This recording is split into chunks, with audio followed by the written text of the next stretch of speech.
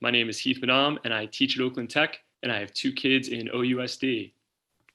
Good morning, and my name is Tim Douglas. I've taught dual language kindergarten at an international community school for the past 9 years. Heath and I, as OEA members, both have the pleasure and responsibility of representing our bargaining members and families on the OEA bargaining team. Thank you all for tuning in today.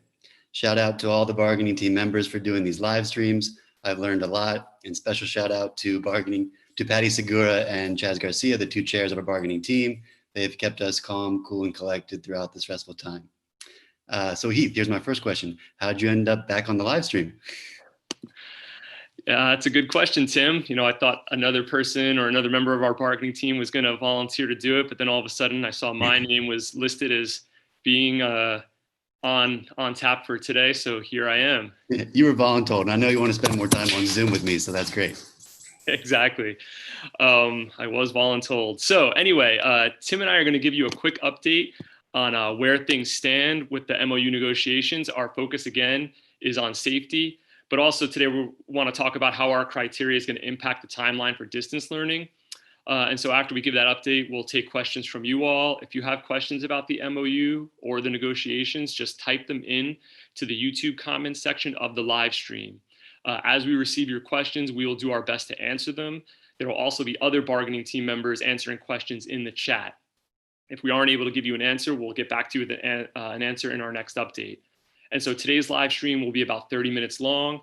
And after that, the bargaining team, we're going to be reconvening in caucus to prepare for negotiations again today with the district.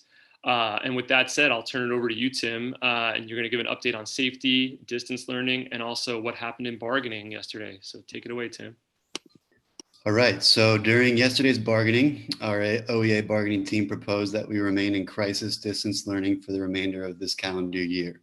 We also proposed that on December 1st, we would review most current data and evaluate if criteria 1 and 2 have been met. If the criteria were met at that point, it would hopefully allow for a safe return to in-person instruction in January. We are beginning to see the state align itself with OEA and other unions in regards to a science-based approach to the reopening of schools and in-person instruction. We demand that OUSD do the same. Yeah, and that's what we're really starting to see happen across the state. More school districts are announcing that they're going to be in distance learning for the fall. And so while we're going to continue to push OUSD to agree to our 2 safety criteria, those are kind of like essential for us, we also need to start planning for and discussing crisis distance learning. And teachers have already been doing that over the past few months. But yesterday with the district, we had some conceptual discussions about the parameters of crisis distance learning, including things like mini-mesters for secondary. We were asking questions about why the district is proposing those, the elementary schedules, what those might look like, as well as some SPED concerns. And so we asked a lot of questions and tried to get a sense of what OUSD is thinking when it comes to crisis distance learning, and those discussions are going to continue today. Obviously, you've seen our proposal in terms of what we're kind of putting forth for crisis distance learning, but we're starting to get into those discussions more heavily with the district. And so with that said, at this time, we will take your questions. Again, we may not be able to answer all of your questions right now. And if we cannot, we'll do our best to answer them during our next live stream. And so today, while we're focused on safety, feel free to ask, and the distance learning piece, feel free to ask any questions you would like. And so with that, I'm going to ask our first question. So the first question is questions that need answering so teachers can truly plan. When are parents going to truly vote on how they want their child to return to school? So I don't know, Tim, you want to take a crack at that one? We know that everybody is eager, families, parents, teachers, everyone is eager to know exactly what the fall will look like. We're really trying to keep safety as our cornerstone of negotiations, and realizing that things change weekly and daily. So there's beginning to be alignment across the state. We know that the district will push back in on certain things like LCAP and special ed and things that are state controlled.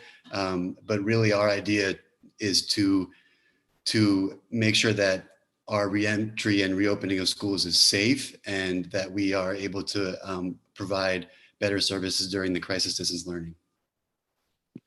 Yeah, I think that captured it, Tim. I mean, I don't know if I have too much to add. It's like we understand there's a lot of uncertainty, and parents want certainty about what the school year is going to look like, and we're hoping we're going to achieve that soon.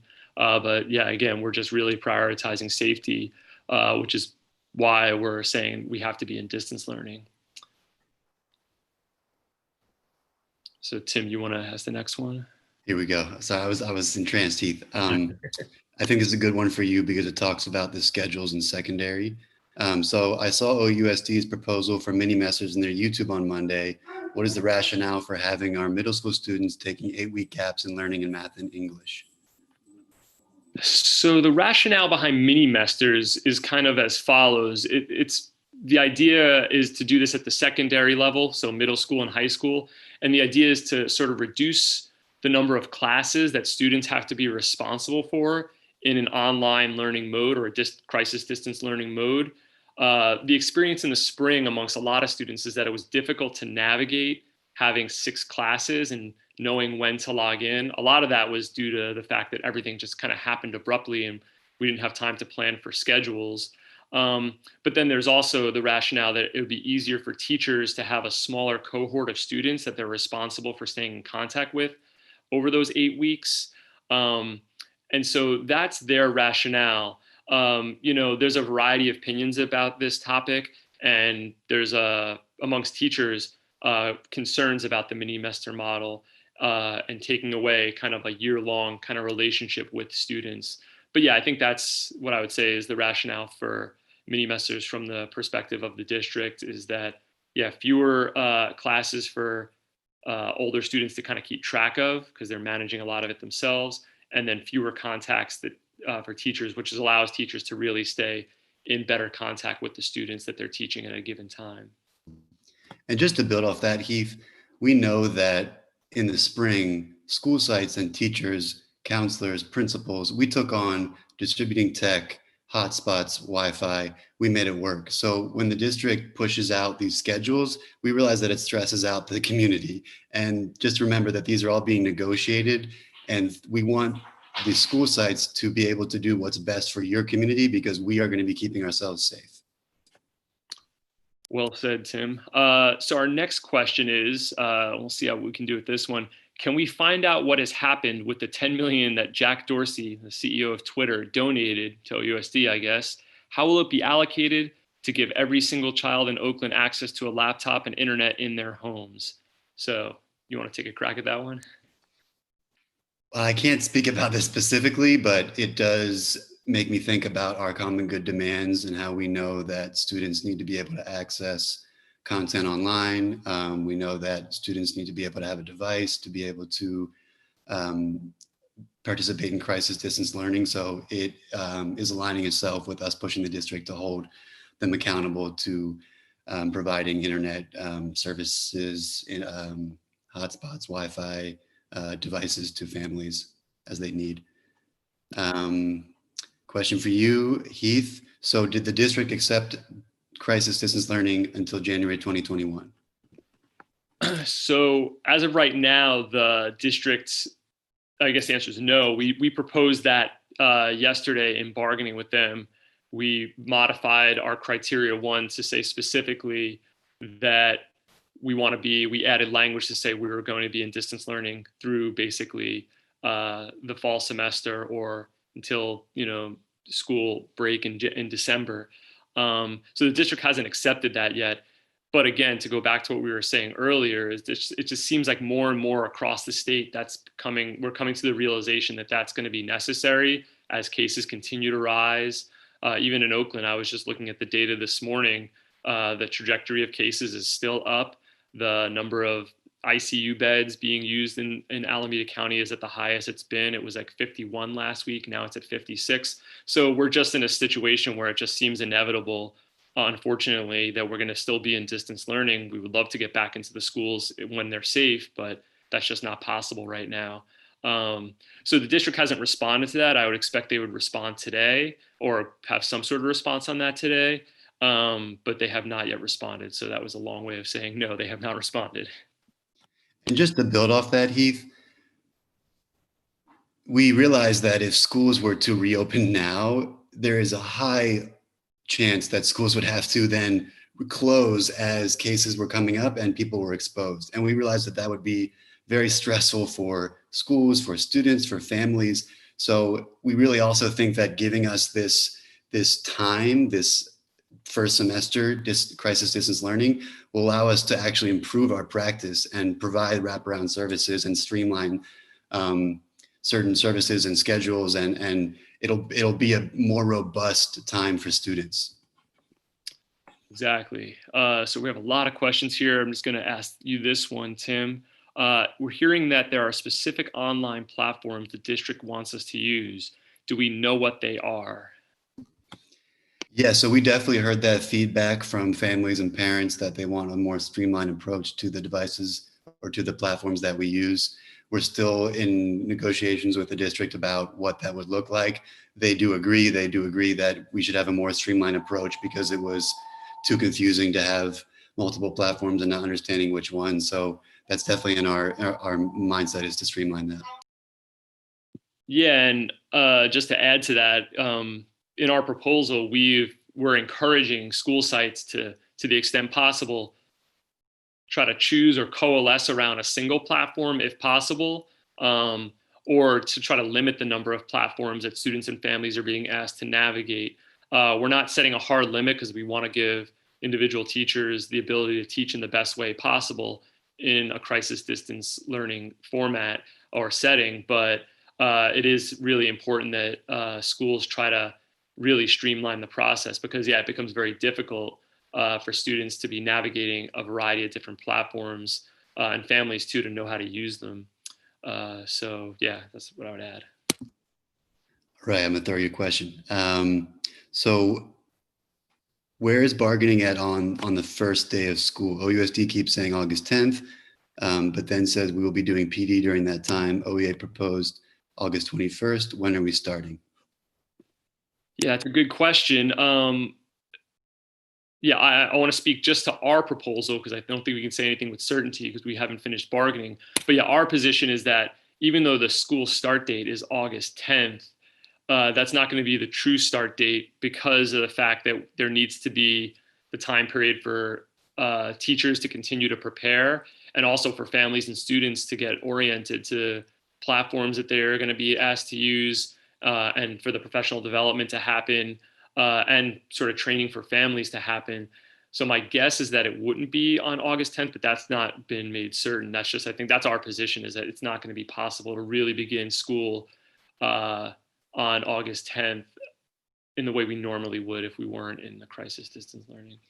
And to build off that, Heath, we're working language in the MOU, and there is language that during that initial start, students would be doing online training of how to take care of themselves at home, how to log into platforms, how to access material online. So those two weeks wouldn't be a stagnant time for families and for students. There would be trainings that would be happening. There would be centralized offerings that could be videos or educational things. Platforms would already be live at that time. You could be using STMath, you could be using Benchmark, you'd be using these apps already starting August 10th.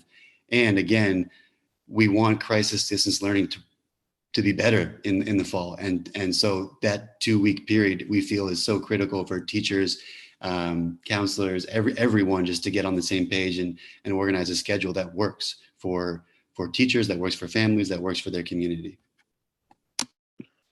All right, so next question is, and we can probably each answer this from the different perspectives. While on distance learning, will students continue to receive credit, no credit, or letter grades? So I'll let you go first. Thanks, Heath. So at the elementary level, the language of crisis distance learning stays the same, which is report card comments, and then informal assessments in terms of checking in with families and taking attendance and making sure that work is completed online. But the language is similar to from the spring MOU. And Heath, you want to talk about secondary? Sure. And so at the secondary level, what we're proposing is using letter grades once again, and having, I guess, just an approach that allows for more accountability than in the spring. I should back up and say, during the spring, I think all teachers realized that we still are in really unprecedented times. And so the decision to go to an enrichment kind of approach to both the material and to the credit no credit grading, it was the right decision to make, because it would have been unfair to penalize students for not being able to complete the work when everyone's lives were thrown into such upheaval. As we approach this year, though, given our common good demand around internet for all and technological access for all, we really believe that we can make this crisis distance learning a more meaningful and a more valuable experience for students. And given that, we really believe as teachers at the secondary level that there have to be accountability measures, and there has to be a feedback kind of system for students to know, how they're doing in the class, how they're doing in their classes. I had a lot of students who were emailing me in the spring. They weren't sure if they were getting credit or not. They'd been doing all the work, but there was still all this uncertainty, even after I might have told them, you'll be getting credit, like you've done the work, you're fine, your grade was at this point. There was still just a lot of uncertainty. So just at the secondary level, we feel like it's important to return to doing some form of letter grading. How exactly that's going to look still needs to be worked out, but I think we can say there will be some form of letter grades, but also some acknowledgement that it has to be done equitably, and there have to be, I guess, safeguards in place to ensure that students aren't unfairly penalized if they're not able to do work in the distance learning kind of setting. Thanks, Heath. So what is the plan if students decide to distance learn all year and teachers decide to crisis distance teach all year? Do they stay at their school site, or are they in their own cohort? Not sure exactly how to answer that. I guess other than to say our position at this point is that our position as educators is that we're advocating for the crisis distance learning through the fall semester. Beyond that, the language that we proposed yesterday is that on December 1st, data will be reviewed to kind of see where we're at, to see if we're in a place where we could potentially reopen schools in January. But again, that's going to be dependent on, have the two criteria been met? Is there testing and tracing? Are cases on a downward trajectory near zero? And then obviously sufficient PPE. So yeah, we haven't really made a decision about whether or not it would be the whole year. And if it was the whole year, I would just imagine that students would still just be in their schools. But yeah, we haven't gotten that far. I don't know. What would you say, Tim? Yeah, I would agree, Heath. And I would also say this is why we need flexibility. And to your point about extending crisis distance learning throughout the full year, we hope that that allows us to have a more robust time. But for example, for students who wouldn't go to in-person learning, or teachers who wouldn't go to in-person learning, this is where the flexibility comes into place for school sites, because school sites need to figure out how to reach those students. And so would you have a teacher who would do remote learning while another teacher does in-person learning? But these are all things that we're trying to figure out, and that's after we get through the crisis distance learning phase. Thanks, Tim. You want me to ask this next one? So this one was in here twice. Has OUSD committed to providing testing to all schools when they switch to blended learning? And so do you want to take that one? I'll try to take that one. It's tough. Yeah, we remain committed to demanding that criteria. The district, I think, has countered with the fact that that's beyond them.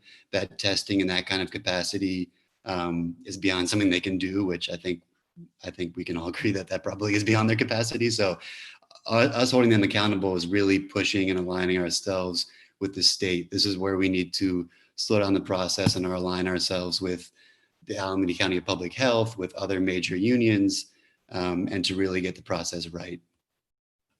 Yeah, and I would just add that, I think they said something along the lines of, the county is the one who's like kind of overseeing testing, and there doesn't seem to be the capacity, though they're going to talk more with the county, or at least not the capacity right now, And so that's exactly right, Tim, why we need to kind of be working statewide in coalition with other unions and others to push for, adequate testing, because that's such a key piece for people to kind of feel safe to return to the schools.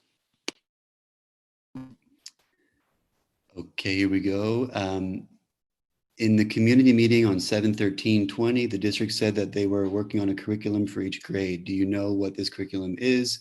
Every school site uses somewhat different curriculum. It's a tough one. Yeah, so my sense about this is that there's efforts that there's been a lot of work being done amongst teachers throughout the district in conjunction with district administrators and others to think about the distance learning and how to do it better. And I think we will do it better this time around. I think it'll be a lot better. And so part of that, though, is realizing, though, in distance learning, you're probably not going to be able to cover everything that you might normally cover. And so I can just say at the high school level, there's thought about adapting the scope and sequence of a particular course, which basically just means the content that's covered. And so if you normally cover, say, in the course of a year, 6 units, maybe you're only going to be able to get to 4 units over the course of the year. And so people are thinking about, well, what would that content be?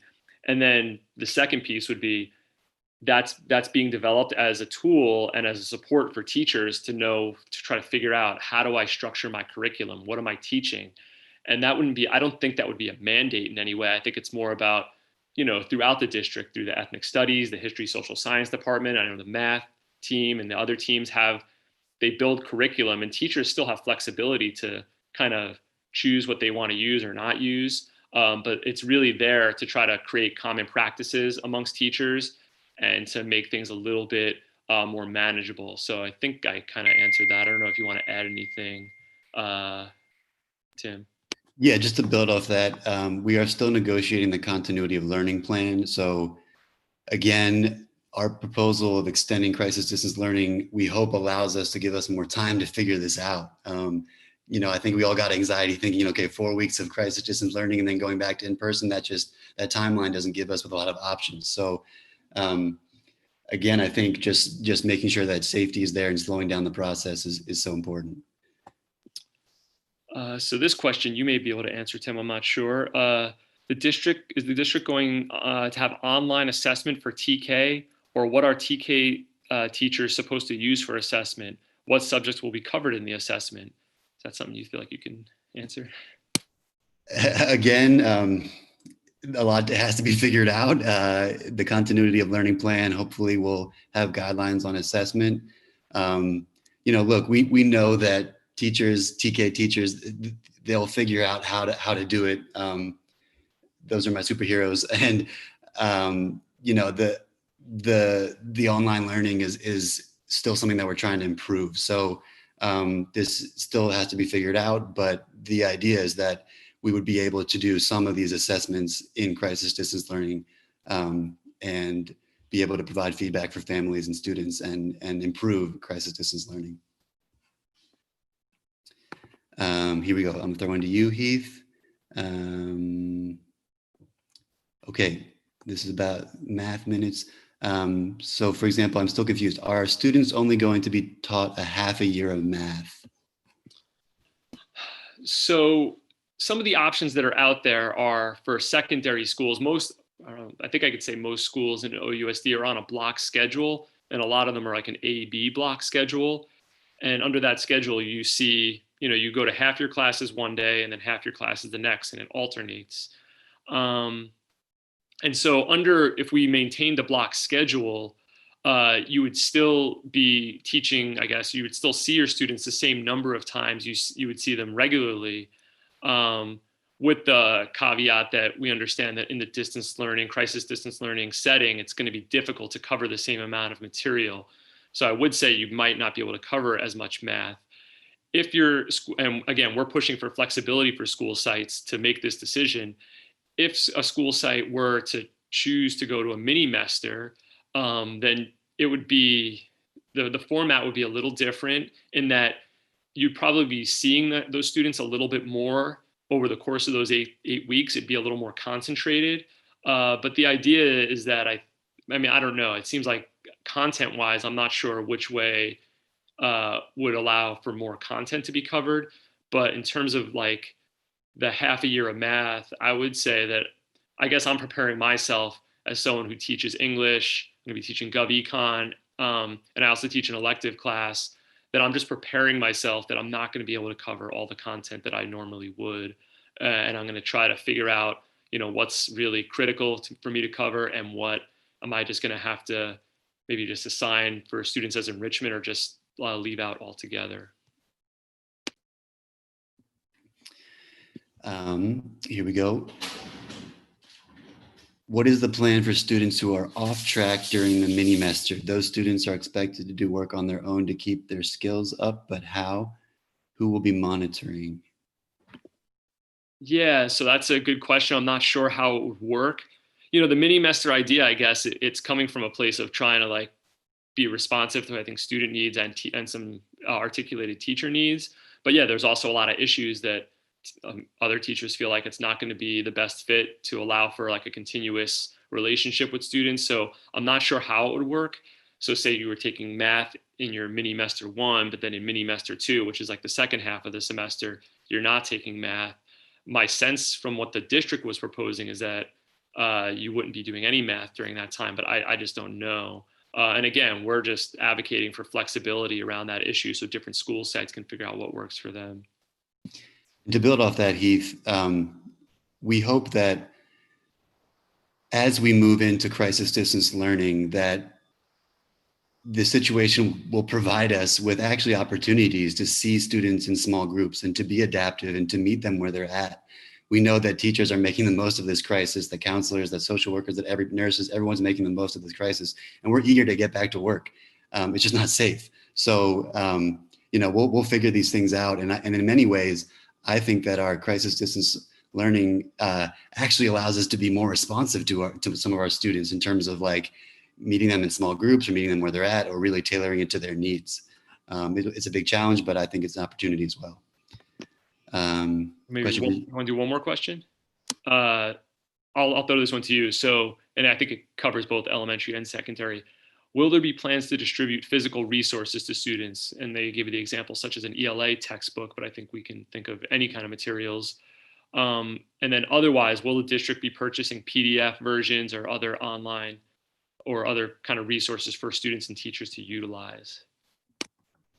Yeah, absolutely. So I know teachers did this in the spring. I think we were all given like hours to get out of our classrooms and go home. And I know that teachers and principals and social workers, again, school sites, parents, they delivered materials and did what needed to be done. In our MOU proposal, there is language around providing students with manipulatives or materials, whether it's art or visual or math materials or textbooks, whatever they might need. Obviously, we want to push the district to provide a lot of online content and curriculum, and they did do that in the spring. They started to do that in the spring. But yes, I think it would also be a priority and there's language in the MOU to get the physical materials out to students in a safe way. Yeah, and the only thing I would add is I feel like the experience around the food distribution, I haven't taken part in that, but I know some of my coworkers who volunteered to distribute food. It feels like we've gotten some experience now on how to like make that happen, and I think that would be possible to be done in a safe way at the start of the year, to make sure that students, have the materials they need. So I don't know. Should we do one more, or what do you? Yeah, I've got one more for you, Heath, and then we can wrap it up. Is there any language around freedom of curriculum in order to center Black lives, ethnic studies, and culturally responsive relevant practices? Crisis learning may prove a good entry point for this. Yeah, I agree with that 100%. And we're working on some language right now that we're going to be sharing hopefully soon around it. It's like racial justice. It's a racial justice proposal. It goes beyond just content curriculum to talk about addressing systemic racism and just doing a lot of different things around hiring and other things that we're going to be proposing soon. So there's that. But then in terms of the curriculum piece, yeah, I know we have an ethnic studies kind of program or kind of cohort department within OUSD that does a lot of this work already. And a lot of teachers are doing this kind of work. And yeah, I think more teachers need to really make sure they're bringing that kind of stuff into their curriculum, because I think this is a good moment for that. There's a lot I could say on that question, but I think maybe we'll just leave it there since we got to kind of wrap it up and join the bargaining team. Great job, Heath. Thanks. All right. So I guess just to kind of wrap things up, as we said earlier, we're continuing our talks with the district today. In the meantime, if you have not already, we encourage OEA members to review the draft MOU proposal and fill out the feedback form so that we can be sure to get your questions and concerns on the document. Thank you to those who have responded. Another quick reminder is that there is a safe schools petition going around that OEA is kind of promoting. And so if you haven't got a chance to sign that yet, you should definitely sign on. And then the last thing is we want to make clear that anything OUSD announces is not final. All conditions under which we start the school year have to be negotiated. Turn it over to you, Tim, to wrap us up. Yeah, thanks everyone for viewing. We know these are stressful times and we are all eager to vote on a TA. All of us want to know what the fall will look like, but we continue to push the district to keep safety first. We want the best MOU for our members, for our students and our families, and this takes time. Until our next live stream, your negotiations team is continuing to fight for the safety of Oakland. Have a great afternoon. Thanks, y'all. Thanks, Heath. Thanks, Tim.